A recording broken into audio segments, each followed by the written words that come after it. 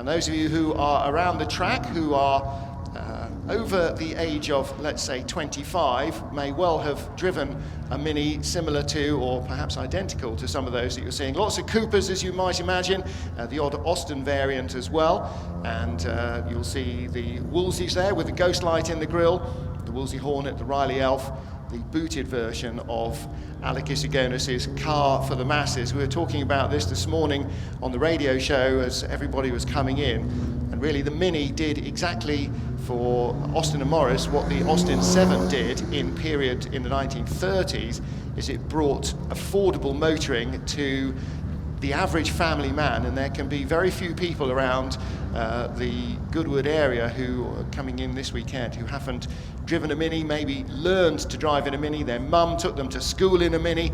It's that sort of car. Everybody either had one in the family, or somebody, a near neighbour or a friend, had one. And from humble beginnings, and many of them stayed as just little humble family road cars, didn't become souped up Coopers or race or rally cars, weren't customised as so many of them were. Peter Sellers, the Beatles, all sorts of celebrities had Minis and variants of them in the 1960s. You'll see 3 of the original Beatles Minis here as well. You will see the Fab Four in their 60s mop top glory, because we are celebrating with our fashion here at Goodwood this weekend the 60s, celebrating fashion of Christian Dior, and celebrating the concept of sustainable fashion as well.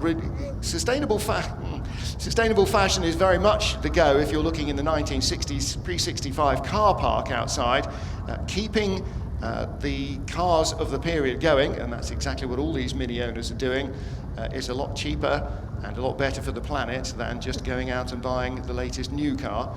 Not that the motor industry would like to really promote that, but certainly here at Goodwood, I think everybody who's come here in an old Mini probably has a modern car at home as well for the more mundane tasks of life, in the same way that possibly some of our members of the audience and some of our workers here at the circuit, some of the tens of thousands, may actually have modern clothes in their wardrobe as well. This weekend, however, dictates that those are left firmly in the back of the wardrobe, and the period look is very much embraced. Well, whether you're in the circuit or whether you are watching around the globe, we'll have plenty of on-track action. One of the delights of Goodwood is that it is a fast and flowing circuit. It's not being changed from its 50s and 60s heyday, and as a result it suits cars particularly from the 50s and the 60s, and that is very much the meat and drink of the action here this weekend.